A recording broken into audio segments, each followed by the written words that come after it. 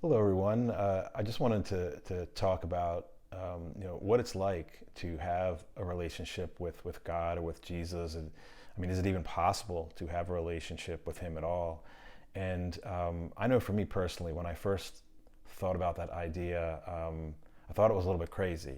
As a child growing up, I did go to church and Sunday school. Um, and then so I had this sort of innate belief in God as an from a young child, but I never really understood anything.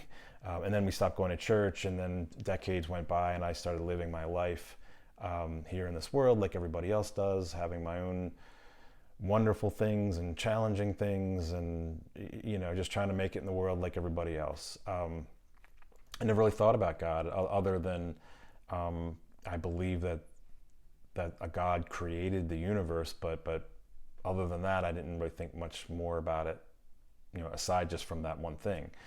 But then, for at least for me, in the last several years, some different challenges came up in my life, and they all sort of converged at once, and I just got to the point where I felt like I needed help, like I'm just a complete failure. I can't take care of myself, and I have no one else to go to. I have myself, and then I couldn't think of anybody else to go to except for God, and I didn't, at the time I just, again, I had no relationship with God, and I just viewed God as this entity that was amazing, like created the universe and all this beauty. And I mean, you think about all the sophisticated things in this world, like He created all this, like it's pretty amazing. But I never really contemplated, or imagined like it would even be possible to have like a personal relationship with the creator of the universe. But I finally did go to Him and just said, I need some help. I'm struggling in my life and certain things, and it just feels like I am in, I'm having trouble like taking care of things on my own, and it's pretty humbling. And I just said, is there anything you can do to help me? And yeah, but as I started to do that, started to pray a little bit, I started thinking a little bit about a relationship, and the first thought that came to my mind was, I feel like I'm a little child who has an imaginary friend. Like I must have, I must belong in a mental institution. Like I'm just speaking to the air, like what, I must be going crazy.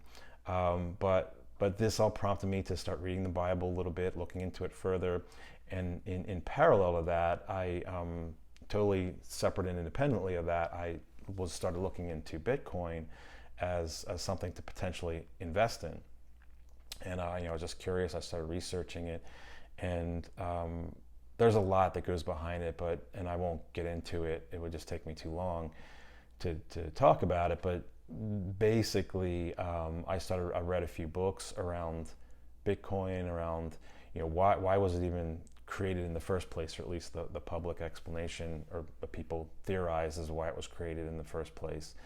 And people who supported Bitcoin, like why did they support it? And the main reason is that a few people who started looking into this just realized that this fiat fractional reserve debt-based monetary system that we live under today, where the U.S. dollar is the reserve currency, but there's a central bank in something like 192 out of 195 countries in the world that have the exact same system. It's all interconnected. That the system is designed to fail. Like it can't possibly, like mathematically, it can't work. And not only is it designed to fail, but it's designed over the course of a long period of time to refunnel money from the masses into the few people who actually control the monetary system. And it's a long explanation as to how that works, but it became apparent to me, and the implications of it were kind of astounding. I started to think about, well, gosh, these people who control the money around the world, they in theory, could have this enormous amounts of power. I mean, power that dwarfs any government leaders. And it prompted me to look into it a little further, and there just seemed to be more and more evidence that there really are some power structures over and above, like national governments that sort of are manipulating the world in certain ways. And there just seemed to be like there was a little bit more of a spiritual element to it. And I know that all probably sounds crazy, but I can only say that I'm not the only one who's looked into this, who's kind of come to that conclusion. And it's a long story, I won't get into it.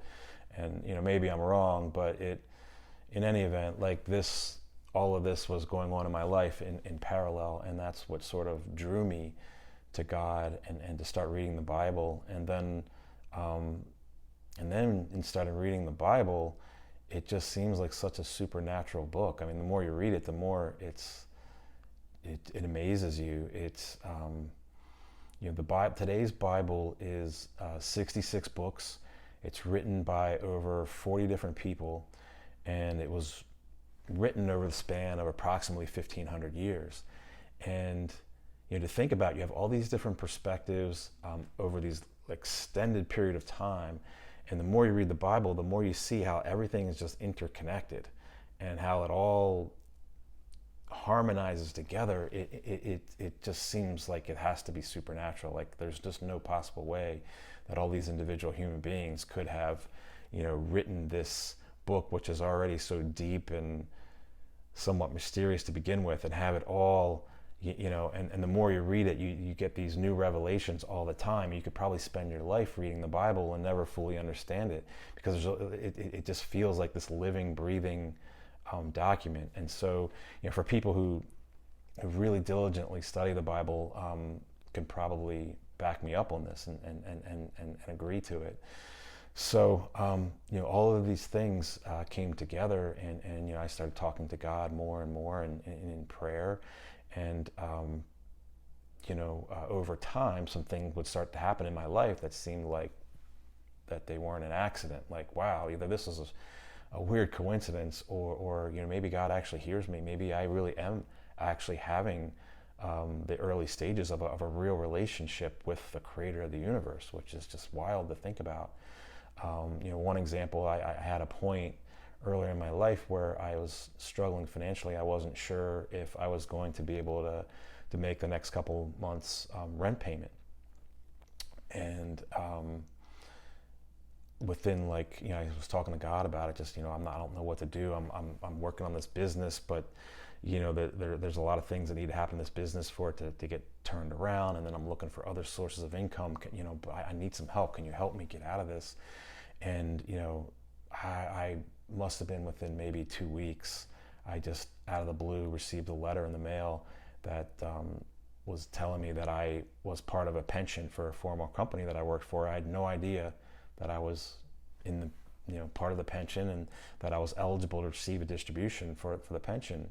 And so within a few weeks, I received a check in the mail as a result of that, and then it was able to fund me for the next 4 to 5 months.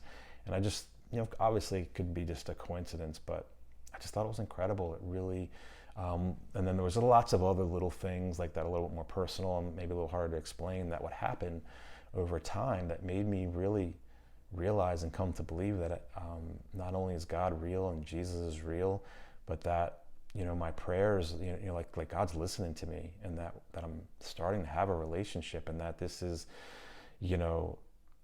maybe I'm really not crazy, and I don't belong in the mental ward like this imaginary friend that I have is like children have is actually real, like this is real, and that there's more to this physical world than we realize. There's a spiritual realm, and there is lots of components to reality that aren't readily visible to us in this physical world, and so and that's been my experience. And so the reason why I wanted to mention this is because I believe personally that God wants to have a relationship, like an authentic, real relationship with each and every one of us. That is, he wants us to trust him. Like, that's the number one thing. And then the other thing is that he wants He wants a relationship with us. And the reason why I speculate that, I believe that, I mean, obviously I'm not God, and I don't know, all of his thoughts. So this is just me speaking out loud here. But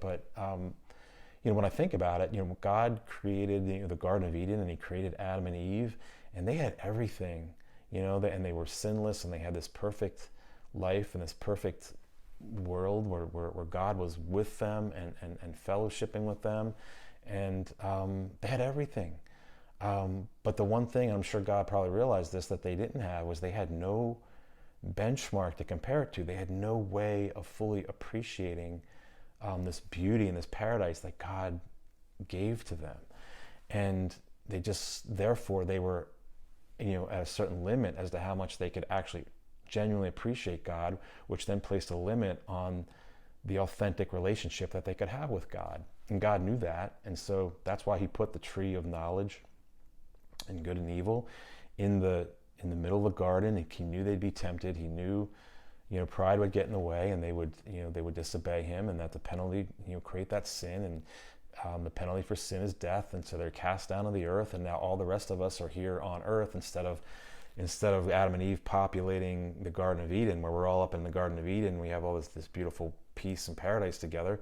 Now we're in this earth, and obviously there's some beautiful and wonderful things in this earth. We have our friends and our families and some other amazing, awesome things, but we also have problems. There's murder and war and financial stress and emotional anxiety and health problems, and we all are going to experience physical death at some point. There's all of these things where at some point in our lives, pretty much all of us go through some serious challenges and pain and suffering and serious tribulation in our lives. And I just think that, my own opinion is that allows us to appreciate God even more. Like, once we realize how difficult it can be without him, and that we need him, and that he can give us this paradise, then once we're resurrected and we're fellowshipping together in heaven and we're in this paradise, that we'll appreciate it. And by appreciating that, we will have more of an authentic and real relationship with God. And I think that is my own theory on one of the big reasons why God even just created us in the first place. And so because of that, is why I wanted to share this message, and just wanted to encourage, if people who are atheists or non-Christians or whatever, just not sure about God. God knows all of your thoughts anyway. So you might as well, if you're really not sure, you might as well just talk to him and just tell him, look, I don't know if I believe that you're real. I'm just being honest. From what I see, I just can't tell. So I would like to know if you're real, and so if you could you show me something? Show me some kind of sign. Should I believe in you? And he will. It might be in his own time. It might not happen in the first minute, but he will. He'll show you a sign if you go to him authentically and ask him.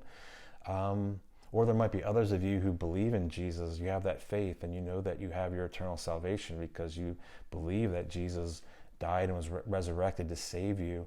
But you're afraid. You're afraid to talk to him, like a family member or like another human being, because you're afraid of him and intimidated by him. I would encourage you just to talk to him like a family member. Of course, there is a reason to fear him and respect him. He is all powerful, and he created this entire universe. And for any of you who have read the Old Testament, some of the things that would happen to the people in the Old Testament, or even in the New Testament, crucifixions, etc.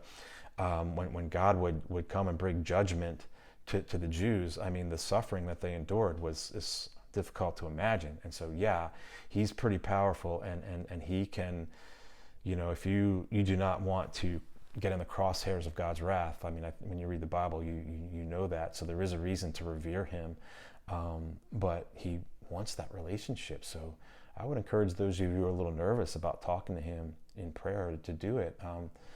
Maybe formally getting on your hands and knees in prayer, but then other parts of the day, just, talking to him. And again, I know maybe people will think, like some people like myself have just completely lost their mind and we belong in a mental institution. And I would certainly understand that if you've never tried to talk to God before. but that's just been my experience. And the last thing I'll say about it is that it has brought an incredible peace inside of me. I still have the same problems that I've always had, and challenges and all of those things, but I don't no longer feel anxiety. You know, I bring my problems to Jesus and ask for help, and it's just this weird when you have this faith and belief, and you that you know, you just basically you have this belief that to the extent that I'm going to go through any kind of pain and suffering in this world, that Jesus loves me and is aware of it and is doing it for a purpose, to refine me in some way, for, you know, to prepare for me for the spiritual life, and to humble me and to help me, you know, love others more authentically, and to overcome some of my pride. A lot of, you know, that's a lot of the outcome of what happens. And as a result of that, you feel like, okay, I have this heavenly Father, you know, this ultimate Father, that loves me and is watching over me, and that I really have nothing to worry about. You know, these earthly challenges are I don't need to have all this anxiety about them. And so so I just wanted to share that for people to contemplate on and think about. I hope everyone is doing well. I love you, and God bless you.